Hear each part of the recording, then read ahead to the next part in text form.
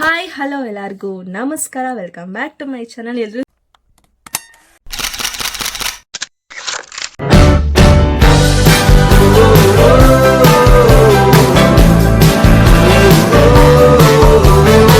ಹೇಗಿದ್ರೆ ಎಲ್ಲರೂ ಚೆನ್ನಾಗಿದ್ರೆ ಅನ್ಕೊಂಡಿದ್ದೀನಿ. ನಾನು ಕೂಡ ಚೆನ್ನಾಗಿದ್ದೀನಿ. ಹಾಗೆ ಇವತ್ತು ಫ್ರೈಡೇ ಮಾರ್ನಿಂಗಿಂದ ನಾನು ವ್ಲಾಗ್ನ ಸ್ಟಾರ್ಟ್ ಮಾಡ್ತಾ ಇದ್ದೀನಿ. ಈಗಷ್ಟೇ ಫ್ರೆಶ್ ಅಪ್ ಆಗಿ ಬಂದೆ. ಸೊ ಇವಾಗ ನಾನು ರೆಡಿ ಆಗಬೇಕು. ನಾನು ದೇವಸ್ಥಾನಕ್ಕೆ ಹೋಗಬೇಕು. ಇವತ್ತು ಶುಕ್ರವಾರ ಆಗಿರೋದ್ರಿಂದ ಬೇಗ ಎಲ್ಲ ಪೂಜೆ ಎಲ್ಲ ಮಾಡಿ ದೇವಸ್ಥಾನಕ್ಕೆ ಹೋಗಬೇಕು. ಅದಕ್ಕೋಸ್ಕರ ಎಲ್ಲ ಪ್ರಿಪ್ರೇಷನ್ ಮಾಡ್ಕೊಂಡು ನನ್ನ ಒಂದು ಔಟ್ಫಿಟ್ ಈ ಥರ ಇತ್ತು. ಇದು ಡ್ರೆಸ್ ನಮ್ಮ ಅಕ್ಕ ಕೊಡಿಸಿದ್ದು ನನಗೆ. ಇವಾಗ ದೇವಸ್ಥಾನಕ್ಕೆ ಹೋಗ್ಬೇಕಲ್ಲ, ಅದಕ್ಕೆ ಹಾಕೋತಾ ಇದ್ದೀನಿ. ಸ್ಕಿನ್ ರೂಟೀನ್ ಯಾವ ರೀತಿ ಮಾಡ್ಕೊತೀನಿ ಅನ್ನೋದು ನಾನು ನಿಮಗೆ ತೋರಿಸ್ತೀನಿ. Cream ಎಮೋಲಿ cream for dry skin treatment ಅಂತ. ನನ್ನ ಸ್ಕಿನ್ ಡ್ರೈ ಸ್ಕಿನ್ನು, ಅದಕ್ಕೋಸ್ಕರ ನಾನು ಎಮೋಲಿನ ಚೂಸ್ ಮಾಡ್ಕೊಂಡಿದ್ದೀನಿ. ಫಸ್ಟು ಎಮೋಲಿನ್ ಮಾಯ್ಶ್ಚರೈಸರ್ನ ನಾನು ಹಚ್ಬಿಟ್ಟು ನೆಕ್ಸ್ಟು ನಾನು ಪಾಂಡ್ಸ್ ಅವ್ರದ್ದು ಸನ್ಸ್ಕ್ರೀನ್ ತೊಗೊಂಡಿದ್ದೀನಿ. ಸನ್ ಮಿರಾಕಲ್ SPF 55 ಇದನ್ನು ತೊಗೊಂಡಿದ್ದೀನಿ. ಸೊ ನನಗಿದು ತುಂಬ ಚೆನ್ನಾಗಿ ಅಡ್ಜಸ್ಟ್ ಆಗಿದೆ. ಅದಕ್ಕೋಸ್ಕರ ನಾನು ಸನ್ಸ್ಕ್ರೀನ್ ಇದನ್ನು ಯೂಸ್ ಮಾಡ್ತಾಯಿದ್ದೀನಿ. ಈಗ ನಾನು ಮಾಯ್ಶ್ಚರೈಸರ್ನ ಅಪ್ಲೈ ಮಾಡ್ಕೊತಿದ್ದೀನಿ. ಸೊ ಅಲ್ಲಿ ಗಂಟೆ ಫಸ್ಟ್ ಈ ಹೇರ್ ಹಿಂಗೆಲ್ಲ ಬಿಟ್ಕೊಂಡು ಮಾಡ್ಕೊಳಕ್ಕಾಗಲ್ಲ. First towel ಸುತ್ಕೊತೀನಿ. ಓಕೆ, ಈಗ ಸ್ಕಿನ್ ಕೇರ್ ಮಾಡ್ಕೊತೀನಿ. ನಾನು ಅದಕ್ಕೆಲ್ಲ ಬೇಕಾಗಿರೋಂಥ ಪ್ರಾಡಕ್ಟ್ಗಳನ್ನ ನಾನು ಎತ್ತಿಟ್ಕೊತೀನಿ ಫಸ್ಟು.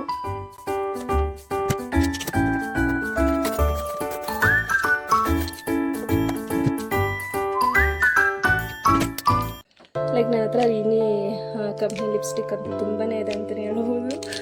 ನಾನು ಇದನ್ನು ತರಿಸ್ಕೊಂಡಿದ್ದೆ ಪರ್ಪಲಲ್ಲಿ ಅನಿಸುತ್ತೆ. ಪರ್ಪಲಲ್ಲಿ ತರಿಸ್ಕೊಂಡಿದ್ದೆ. ನನಗಿದರಲ್ಲಿ ಯಾವ ಶೇಡ್ ಬೇಕೋ ಆ ಶೇಡ್ನ ನೋಡಿ ಹಚ್ಕೊತೀನಿ. ಫಸ್ಟು ಮಾಯ್ಶ್ಚರೈಸರ್ ಅಪ್ಲೈ ಮಾಡ್ಕೊತೀನಿ.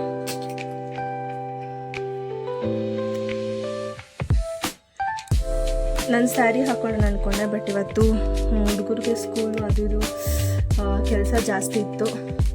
ಅದಕ್ಕೋಸ್ಕರ ಪ್ರತಿ ಶುಕ್ರವಾರ ಸ್ಯಾರಿ ಹಾಕೋತಿದ್ದು. ಈ ಸತಿ ಈಗ ಒಂದು 3-4 ವಾರದಿಂದ ನನಗೆ ಸ್ಯಾರಿ ಹಾಕೊಳ್ಳೋಕ್ಕೆ ಆಗ್ತಿಲ್ಲ.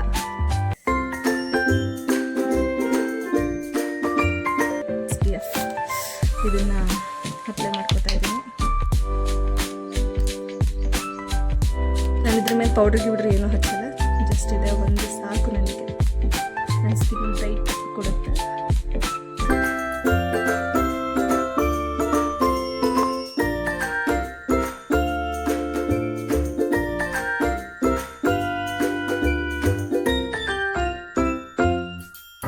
ನಂಗೆ ಅದು ಒಂದು ಕಡಿಮೆ ಇದೆ.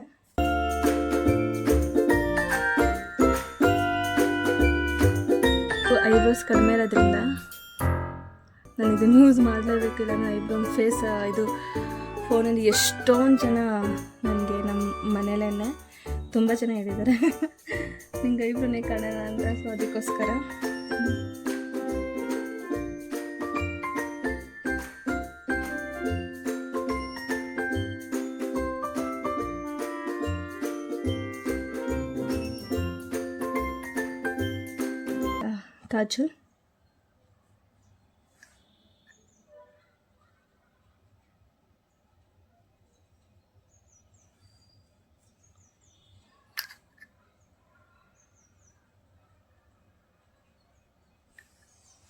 ಕಾಜಲ್ ನನ್ನ ಲಿಪ್ ಕಲರೇ ಇರಲಿ ಅಂತ ಲಿಪ್ ಕಲರ್ದೇ ಚೂಸ್ ಮಾಡ್ಕೊಂಡು ಹಾಕೋತಿದ್ದೀನಿ.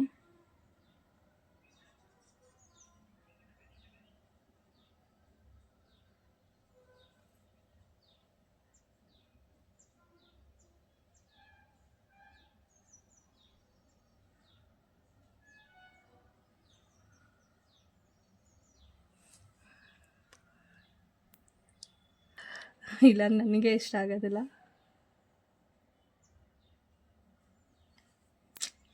ಇದನ್ನು ಹಾಕೋತಿದ್ದೀನಿ. ಇದು ನಮ್ಮ ಚಿಕ್ಕಿ ಕೊಡಿಸಿದ್ರು ಲಾಸ್ಟ್ ಟೈಮ್ ಊರಿಗೆ ಹೋದಾಗ.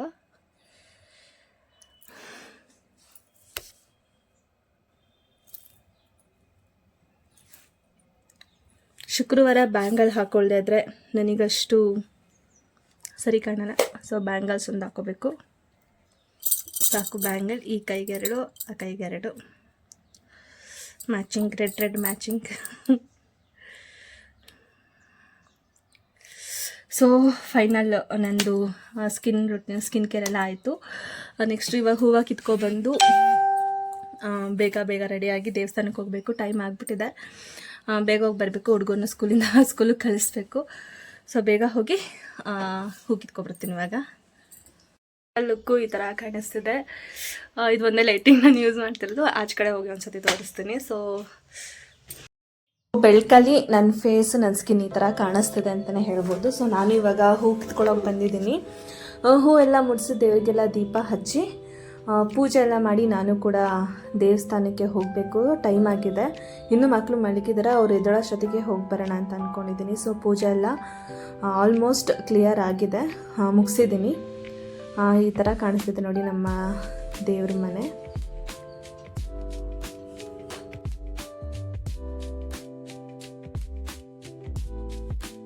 ಈಗ ದೇವಸ್ಥಾನಕ್ಕೆ ಹೋಗ್ತಾ ಇದ್ದೀವಿ.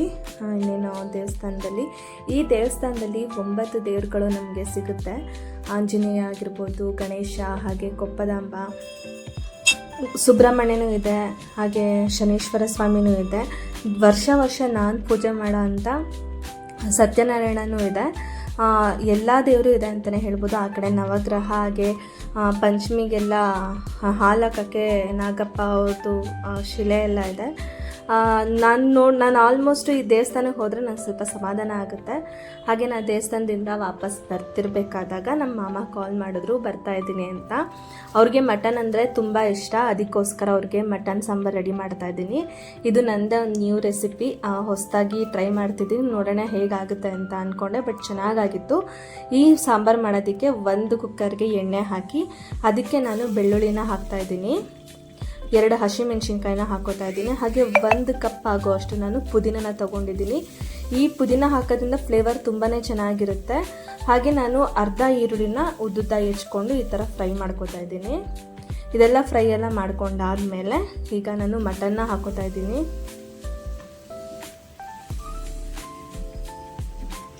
ಮಟನ್ ಅಂತೂ ನನ್ನ ಹಸ್ಬೆಂಡ್ ಥರ ಮಟನ್ ಅಂತೂ ಸಿಕ್ಕಾಪಟ್ಟೆ ಚೆನ್ನಾಗಿರುತ್ತೆ. ಇಲ್ಲಿ ದಾವಣಗೆರೆ ಕಡೆ ಎಲ್ಲ ನನಗೆ ಆಲ್ಮೋಸ್ಟ್ ಇಷ್ಟ ಆಗುತ್ತೆ. ಇಲ್ಲಿ ಮಟನ್ ಎಲ್ಲ ನನಗೆ ತುಂಬಾ ಇಷ್ಟ ಅಂತ ಹೇಳ್ಬೋದು. ಇನ್ನು ಕೊಪ್ಪಳದಲ್ಲಂದರೆ ಇನ್ನೂ ಸಖತ್ತಾಗಿರುತ್ತೆ ಮಟನ್ನು. ಈಗ ಮಟನ್ ಎಲ್ಲ ಹಾಕೊಂಡಾದ್ಮೇಲೆ ರುಚಿಗೆ ತಕ್ಕಷ್ಟು ಉಪ್ಪು, ಹಾಗೆ 2 ಸ್ಪೂನ್ ಆಗೋಷ್ಟು ನಾನು ಸಾಂಬಾರ್ ಪೌಡ್ರನ್ನ ಹಾಕೋತಾ ಇದ್ದೀನಿ. ಹಾಕ್ಕೊಂಡು ಇದನ್ನು ಮಿಕ್ಸ್ ಮಾಡ್ಕೋಬೇಕು. ಕೊಪ್ಪಳದಲ್ಲಿ ಮಟನ್ ಸಿಗುತ್ತಲ್ವ, ಆ ಕೊಪ್ಪಳದ ಮಟನ್ ಜೊತೆಗೆ ನಮ್ಮ ಅತ್ತೆ ಮಾಡಿಕೊಟ್ಟಿರೋ ಟೇಸ್ಟ್ ಅಂತ ನನಗೆ ಇನ್ನೂ ಸಖತ್ ಇಷ್ಟ ಆಗುತ್ತೆ. ತುಂಬಾ ಚೆನ್ನಾಗಿರುತ್ತೆ ಅಂತಲೇ ಹೇಳ್ಬೋದು. ಹಾಗೆ ಇವಾಗ ಟೊಮೊಟೊನ ಹಾಕ್ತಾ ಇದ್ದೀನಿ. ಟೊಮೊಟೊನ ಎಲ್ಲ ಹಾಕಿ ನೋಡಿ ಈ ಥರ ಕಲಿಸ್ಕೋಬೇಕಾಗುತ್ತೆ. ಇದಕ್ಕೆ ನಾನು 1 ಕಪ್ ಆಗೋಷ್ಟು ನಾನು ಅರಿಶಿಣದ ನೀರನ್ನ ಹಾಕೋತಾ ಇದ್ದೀನಿ. ಅರಿಶಿನ ಹಾಕ್ಬಿಟ್ಟು ನೀರು ಹಾಕ್ಬೋದು, ಬಟ್ ಅರಿಶಿನ ನೀರು ಜೊತೆ ಮಿಕ್ಸ್ ಮಾಡಿ ಹಾಕೋತಾ ಇದ್ದೀನಿ ನಾನು, ಒಂದು ಸ್ವಲ್ಪ ಡಿಫ್ರೆಂಟಾಗಿರಲಿ ಅಂತ ಅಷ್ಟೇ. ಇದನ್ನು ಒಂದು 4 ವಿಷಲ್ನ ಕುಗ್ಗಿಸ್ಕೊತಾ ಇದ್ದೀನಿ. ಪೂರ್ತಿಯಾಗಿ ಮಟನ್ನ ಬೇಯಕ್ಕೆ ಬಿಡಬಾರ್ದು. ಒಂದು 6 ವಿಷಲ್ ಕುಗ್ಗಿಸ್ಕೊಳ್ಳಂಗಿದ್ರೆ ಒಂದು 5 ವಿಷಲ್ ಕೂಗಿಸ್ಕೊಳ್ಳಿ, 1 ವಿಷಲ್ ಪೆಂಡಿಂಗ್ ಇಟ್ಕೊಳ್ಳಿ. ಲಾಸ್ಟಲ್ಲಿ ಹೇಳ್ತೀನಿ ಎಂತಕ್ಕೆ ಅಂತ. ಒಂದು ಕಡಾಯಿಗೆ ಎಣ್ಣೆ ಹಾಕಿ ಅದಕ್ಕೆ ಈರುಳ್ಳಿನ ಹಾಕೋತಾ ಇದ್ದೀನಿ. 1 ದೊಡ್ಡ ಸೈಜ್ ಆಗೋಷ್ಟು ನಾನು ಈರುಳ್ಳಿನ ಹಾಕೋತಾ ಇದ್ದೀನಿ. ಇದಕ್ಕೆ ನಾನು ತೊಗೊಂಡಿರೋಂಥದ್ದು ಶುಂಠಿ, ಬೆಳ್ಳುಳ್ಳಿ, ಮೆಣಸು, ಚಕ್ಕೆ, ಲವಂಗ, ಹಾಗೆ ಹಸಿಮೆಣಸಿನ್ಕಾಯಿ, ಪುದೀನ, ಕೊತ್ತಂಬರಿ ಸೊಪ್ಪು. ಮೇನ್ ಇಂಪಾರ್ಟೆಂಟು, ನಾನು ಇದನ್ನೇ ಹಾಕೊಳ್ಳೋದು ಜಾಸ್ತಿ, ಬೇಬಿ ಗೋಡಂಬಿನ. ನಾನು ಆಲ್ಮೋಸ್ಟ್ ಎಲ್ಲ ಅಡುಗೆಗೂ ಯೂಸ್ ಮಾಡ್ತೀನಿ. ಈಗ ನಾನು ಬೆಳ್ಳುಳ್ಳಿನ ಹಾಕೋತಾ ಇದ್ದೀನಿ. ಬೆಳ್ಳುಳ್ಳಿನ ಹಾಕ್ಕೊಂಡು ಫ್ರೈ ಮಾಡ್ಕೋಬೇಕಾಗುತ್ತೆ. ಈಗ ನಾನು ಶುಂಠಿನ ಹಾಕೋತಾ ಇದ್ದೀನಿ. ಶುಂಠಿನ ನಾನು ಒಂದು 4 ಇಂಚ್ ತೊಗೊಂಡಿದ್ದೀನಿ. ಬೆಳ್ಳುಳ್ಳಿನ ಒಂದು 5 ಗೆಡ್ಡೆ ತೊಗೊಂಡಿದ್ದೀನಿ. ಈಗ ಮಧ್ಯದಲ್ಲಿ ಸ್ವಲ್ಪ ಜಾಗ ಮಾಡಿಕೊಂಡು ಇದಕ್ಕೆ ನಾನು ಹಸಿಮೆಣ್ಸಿನ್ಕಾಯಿನ ಒಂದು 5-6 ಈ ಥರ ಕಟ್ ಮಾಡಿ ಹಾಕ್ಕೊಂಡಿದ್ದೀನಿ. ಮಧ್ಯದಲ್ಲಿ ಕಟ್ ಮಾಡಿ ಹಾಕ್ಕೊತಾ ಇದ್ದೀನಿ. ಪೂರ್ತಿ ಇದನ್ನ ಒಂದು ಸ್ವಲ್ಪ ಅಂಚಲ್ಲೇ ಸ್ವಲ್ಪ ಒತ್ತಿ ಬೇಯಿಸ್ಬೇಕಾಗತ್ತೆ.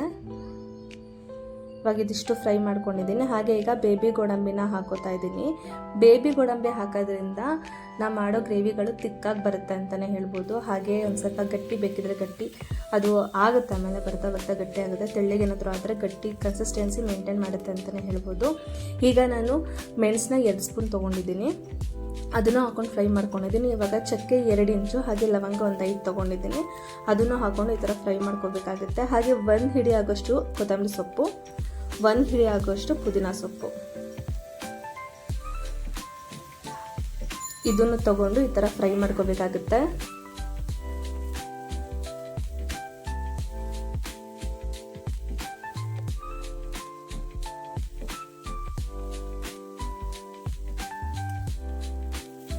ಒಂದೊಂದು ಇಂಗ್ರೀಡಿಯೆಂಟ್ ಹಾಕ್ತಿರ್ಬೇಕಾದಾಗೂ ಒಂಥರ ಸ್ಮೆಲ್ಲು ಸಕ್ಕದಾಗಿ ಬರ್ತಿತ್ತು ಫ್ಲೇವರ್ ಇದ್ರದ್ದು. ಅದ್ರ ಜೊತೆ ಮಟನ್ ಆ ಕಡೆ ಕುಗ್ಸಾಕಿಟ್ಟಿದ್ದೆ. ಸೊ ನಾನು ಇಷ್ಟೊತ್ತಿಗೆ ಮಸಾಲೆ ರೆಡಿ ಮಾಡ್ಕೊಳ್ಳೋಣ ಅಂದ್ಕೊಂಡು ಇದಿಷ್ಟು ಮಸಾಲೆನ ರೆಡಿ ಮಾಡ್ಕೊತಾ ಇದ್ದೀನಿ. ಈಗ ಮಸಾಲೆ ರೆಡಿ ಆಗಿದೆ, ಇದನ್ನು ಆರಾಗಿಬಿಟ್ಟು ಈಗ ಮಟನ್ ಹೆಂಗೆ ಬೆಂದಿದೆ ಇಷ್ಟು ಬೇಯಬೇಕು. ಮಟನ್ನು ಪೂರ್ತಿನೂ ಬೇಯಿಸ್ಬಾರ್ದು. ನೀವು 6 ವಿಷಲ್ ಅಂತ ಅಂದರೆ 5 ವಿಷಲ್ ಕೂಗಿಸಿ ಇನ್ನೊಂದು ವಿಷಲ್ ಪೆಂಡಿಂಗ್ ಇಟ್ಕೊಳ್ಳಿ. ಈಗ ಇದನ್ನು ಸೂಪ್ ಥರನೂ ಕುಡಿಬೋದು.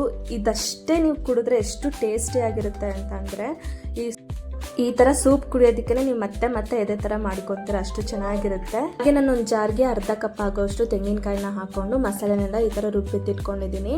ಮಟನ್ ಇಷ್ಟು ಬೆಂದಿದ್ರೆ ಸಾಕು. ಈಗ ರುಬ್ಬಿಟ್ಕೊಂಡಿರೋ ಮಿಶ್ರಣ ಮಟನ್ ಸಾಂಬಾರು ಒಳಗಡೆ ಹಾಕಿ ಇದನ್ನು ತಿರುಗಿಸಿ ಇಟ್ಕೊಬೇಕಾಗುತ್ತೆ. ಮತ್ತು ನಾನು ಇನ್ನೊಂದು ವಿಷಯನ ಕೂಗಿಸ್ಕೊತಿದ್ದೀನಿ. ಯಾಕೆ ಅಂತ ಅಂದರೆ ಮಸಾಲೆ ಎಲ್ಲ ಚೆನ್ನಾಗಿ ಹಿಡಿದಿರುತ್ತೆ ಮಟನ್ಗೆ, ತುಂಬ ಚೆನ್ನಾಗಿ ಟೇಸ್ಟ್ ಬರುತ್ತೆ ಅಂತ. ಹಾಗೆ ಮಿಕ್ಕಿರೋ ಮಸಾಲೆಗೆ ಇನ್ನೂ ಸ್ವಲ್ಪ ನೀರು ಹಾಕ್ಬಿಟ್ಟು ಆ್ಯಡ್ ಮಾಡ್ಕೊತಾ ಇದ್ದೀನಿ. ಇದಕ್ಕೆ ಲಾಸ್ಟಲ್ಲಿ ಸ್ವಲ್ಪ ರುಚಿಗೆ ತಕ್ಕಷ್ಟು ಉಪ್ಪನ್ನ ಹಾಕಿ ಮತ್ತೆ ನಾನು 1 ವಿಷಲ್ನ ಕೂಗಿಸ್ಕೊತಾ ಇದ್ದೀನಿ. ಈ ಕೂಗೋದ್ರ ಮುಂಚೆ ಸೂಪ್ ಕುಡಿದ್ಬಿಡೋಣ ಅಂತ ಅಂದ್ಬಿಟ್ಟು ಸೂಪ್ ಕುಡಿತಿದ್ದೀನಿ. ಆಚೆ ಕಡೆ ಫುಲ್ಲು ಮಳೆ, ಆ ಟೈಮಲ್ಲಿ ಈ ಥರ ಸೂಪ್ ಕುಡಿಯೋದು ತುಂಬಾ ಚೆನ್ನಾಗಿರುತ್ತೆ. ಸಕ್ಕದಾಗಿತ್ತು ಸೂಪ್ ಅಂತೂ. ಎಷ್ಟು ಇಷ್ಟ ಆಯಿತು ಅಂದರೆ ನಾನು ನೋಡಿದ್ರೆ ಒಂದೇ ಬಟ್ಲೆ ಎತ್ತಿಟ್ಕೊಬಿಟ್ಟಿದ್ದೀನಿ. ಆ ಬಟ್ಲೆಲ್ಲ ನಾನು ಲೋಚನ್ ಲಹರಿ ಮತ್ತು ಪ್ರದೀಪ್ ಅವ್ರಿಗೆ ಕೊಡಬೇಕಿತ್ತು. ಪ್ರದೀಪ್ ಅವರೆಲ್ಲ ಕುಡಿದ್ಬಿಟ್ಟು ಇನ್ನೊಂದು ಸ್ವಲ್ಪ ಎತ್ತಿಡೋಕ್ಕಾಗಲ್ವಾ ಅಂತೆಲ್ಲ ಕೇಳ್ತಿದ್ರು. ಅಷ್ಟು ಚೆನ್ನಾಗಿತ್ತು, ಒಂಥರ ಚೆನ್ನಾಗಿತ್ತು ಅಂತಲೇ ಹೇಳ್ಬೋದು. ಸಕ್ಕತ್ತಾಗಿತ್ತು. ಮಟನು ಕೂಡ ತುಂಬ ಚೆನ್ನಾಗಿತ್ತು. ಹಾಗೆ ಈಗ ಮಟನ್ ಕೂಡ ರೆಡಿ ಆಗಿದೆ. ಮಟನ್ ಸಾಂಬಾರು ನೋಡಿ ಎಷ್ಟು ಚೆನ್ನಾಗಿ ಕಾಣಿಸ್ತಿದೆ. ಇದಕ್ಕೆ ಕಾಯಿ ಜಾಸ್ತಿ ಹಾಕಬಾರ್ದು, ಕಾಯಿ ಸ್ವಲ್ಪ ಹಾಕಬೇಕು. ಹಾಕ್ತಾ ಇದ್ರೂ ನಡೆಯುತ್ತೆ. ನೀವು ಗೋಡಂಬಿನ ಜಾಸ್ತಿ ಹಾಕ್ಕೊಂಡು ಕಾಯಿ ಹಾಕೋದ್ರಿಂದ ಸ್ವಲ್ಪ ಸ್ವೀಟ್ ಅನಿಸ್ಬಿಡುತ್ತೆ. ಇಷ್ಟು ಕನ್ಸಿಸ್ಟೆನ್ಸಿ ಇಷ್ಟಿದ್ರೆ ಸಾಕು, ತುಂಬಾ ಚೆನ್ನಾಗಿರುತ್ತೆ ಅಂತಲೇ ಹೇಳ್ಬೋದು. ನಮ್ಮ ಮಾಮನೂ ತುಂಬ ಇಷ್ಟಪಟ್ಟು ತಿಂದರು, ಮಕ್ಳುಗಳೆಲ್ಲ ತುಂಬ ಇಷ್ಟಪಟ್ಟು ತಿಂದರು. ಸೊ ಇದರಲ್ಲಿ ಅಷ್ಟೊಂದೇನು ಖಾರನೂ ಇರಲಿಲ್ಲ. ನಾನು 2 ಹಸಿಮೆಣ್ಸಿನ್ಕಾಯಿ ಸಾಂಬಾರು ಪೌಡ್ರ್ ಅಷ್ಟೇ ಹಾಕಿದ್ದು. ಇನ್ನು ಮಿಕ್ಕಿದ್ದು ಮೆಣಸಿನ ಫ್ಲೇವರ್ ಎಲ್ಲ ತುಂಬ ಚೆನ್ನಾಗಿತ್ತು. ನಮ್ಮ ಮಾಮ ಬಂದು ಹೋಗಿದ್ದಿನ ನಾನು ಕ್ಯಾಪ್ಚರ್ ಮಾಡ್ಕೊಳಕ್ಕಾಗಿಲ್ಲ, ಅಷ್ಟು ಐಡಿಯಾ ಬರಲಿಲ್ಲ. ಅವರು ಊಟಕ್ಕೆ ಬಂದಿದ್ರಲ್ವ, ಸೊ ಊಟ ಕೊಡೋದ್ರಲ್ಲಿ ಬ್ಯುಸಿ ಆಗಿಬಿಟ್ಟಿದ್ದೆ. ಆಮೇಲೆ ಕ್ಯಾಪ್ಚರ್ ಮಾಡೋಣ ಅಂದರೆ ಇಲ್ಲ ಟೈಮ್ ಆಯಿತು ಹೊರಡ್ತೀನಿ ಅಂತ ಅಂದ್ಬಿಟ್ಟು ಅವರು ಹೊರಟ್ಬಿಟ್ರು ಪಾಪ. ಹಂಗಾಗಿ ವಿಡಿಯೋ ಕ್ಯಾಪ್ಚರ್ ಮಾಡೋಕ್ಕಾಗಿಲ್ಲ. ಅಷ್ಟೊತ್ತಿಗೆ ನಮ್ಮ ಕೋಟ್ರಸ್ ಫ್ರೆಂಡ್ಸ್ ಎಲ್ಲ ಬಂದ್ಬಿಟ್ಟು ಪಿಜ್ಜಾ ಪಾರ್ಟಿ ಮಾಡೋಣ ಅಂತ ಅಂದ್ಕೊಂಡಿದ್ರಲ್ಲ, ಆವತ್ತಿನ ದಿನ ಮಾಡಿದ್ರಿ. ತುಂಬಾ ಚೆನ್ನಾಗಿತ್ತು ಇದೊಂಥರ ಪಿಜ್ಜಾ ಪಾರ್ಟಿ ಎಲ್ಲ. ಈ ಥರ ಒಟ್ಟಿಗೆ ಮಾಡೋದು ಚೆನ್ನಾಗಿರುತ್ತೆ. ಹೊರಗಡೆ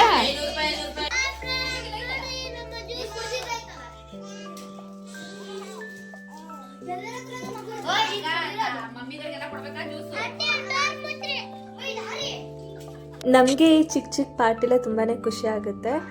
ನಾವೆಲ್ಲ ಒಟ್ಟಿಗಿರೋದಕ್ಕೆ ಇಲ್ಲೇ ಇದ್ರೂ ನಮಗೆ ಅಷ್ಟು ಮಾತಾಡೋಕ್ಕೂ ಆಗಲ್ಲ. ಯಾವಾಗ ಇನ್ನು ಮಕ್ಳು ವಿಷಯಕ್ಕೆ ಬಂತು ಅಂದರೆ ಅವರೆಲ್ಲ ಸ್ಕೂಲು ಹೋಮ್ವರ್ಕ್ ಅನ್ನೋದ್ರಲ್ಲೇ ಪೂರ್ತಿ ಬ್ಯುಸಿ ಆಗಿಬಿಡ್ತಿದ್ರಲ್ವ. ಅದಕ್ಕೋಸ್ಕರ ಅವ್ರಿಗೊಂದು ಸ್ವಲ್ಪ ಚೇಂಜ್ ಇರಲಿ ಅಂತ ಅಂದ್ಬಿಟ್ಟು ಎಲ್ಲರೂ ಸೇರಿ ಡಿಸೈಡ್ ಮಾಡಿ ತರಿಸಿದ್ದು. ಇನ್ನೂ ಕವಿತಕ್ಕ ಬಂದಿಲ್ಲ. ಇನ್ನೊಂದು ಸತಿ ಯಾವಾಗಾದರೂ ಎಲ್ಲರೂ ಸೇರಿಕೊಂಡು ಬೇರೆ ಥರನೇ ಪಾರ್ಟಿ ಮಾಡಬೇಕು ಅಂದ್ಕೊಂಡಿದ್ವಿ. ನೋಡೋಣ ಇನ್ನು ಆ ಟೈಮ್ ಯಾವಾಗ ಬರುತ್ತೆ ಅನ್ನೋ ಗೊತ್ತಿಲ್ಲ. ಸೊ ತುಂಬಾ ಚೆನ್ನಾಗಿತ್ತು ಇದೊಂಥರ ಪಿಜ್ಜಾ ಪಾರ್ಟಿ. ಹಾಗೆ ಬೆಕ್ಕು ಕೂಡ ಬಂದಿತ್ತು. ಬೆಕ್ಕು ಚಿಕ್ಕದೆಷ್ಟು, ಅದು ಪಿಜ್ಜಾ ತಿಂತಿದೆ ಬೆಕ್ಕು. ನಾನು ಇವತ್ತಿನ ಈ ವಿಡಿಯೋ ನಿಮ್ಗೆ ಏನಾದರೂ ಇಷ್ಟ ಆಗಿದ್ರೆ ಲೈಕ್ ಮಾಡಿ, ಶೇರ್ ಮಾಡಿ, ಸಬ್ಸ್ಕ್ರೈಬ್ ಮಾಡಿ. ಇನ್ನಷ್ಟು ವಿಡಿಯೋಗಳ ಜೊತೆ ನಾನು ಮುಂದೆ ಬರ್ತೀನಿ. ನನಗೇನೇನು ಗೊತ್ತಿದೆಯೋ ಇನ್ಫಾರ್ಮೇಷನ್ ಖಂಡಿತವಾಗ್ಲೂ ಅದನ್ನು ನಾನು ನಿಮಗೆ ತಿಳಿಸೋದಕ್ಕೆ ಪ್ರಯತ್ನ ಪಡ್ತೀನಿ. ನನಗೇನೇನು ಗೊತ್ತಿಲ್ವೋ ಅದು ನಿಜವಾಗ್ಲೂ ನಾನು ನಿಮ್ಮಿಂದ ನೋಡಿ ಕಲಿತೀನಿ. ಸೊ ಇಷ್ಟು ಹೇಳಿ ಇವತ್ತಿನ ವ್ಲಾಗ್ನ ಎಂಡ್ ಮಾಡ್ತಾ ಇದ್ದೀನಿ. ನಂದಿನಿ ಪ್ರದೀಪ್ ವ್ಲಾಗ್ಸ್ನ ಸಬ್ಸ್ಕ್ರೈಬ್ ಮಾಡಿ, ಹಾಗೆ ವಿಡಿಯೋ ಹೇಗಾಗಿತ್ತು ಅಂತ ಕಮೆಂಟ್ ಮಾಡಿ, ಜೊತೆಗೆ ಒಂದು ಲೈಕ್ ಕೊಡಿ, ಹಾಗೆ ಶೇರ್ ಮಾಡಿ. Thank you so much. ನಾನು ಮಾಡೋ ಅಡುಗೆಗಳೆಲ್ಲ ನಿಮಗೆ ಇಷ್ಟ ಆಗಿದ್ರೆ ದಯವಿಟ್ಟು ಒಂದು ಲೈಕ್ ಕೊಡಿ, ನನಗೆ ತುಂಬಾ ಖುಷಿ ಆಗುತ್ತೆ.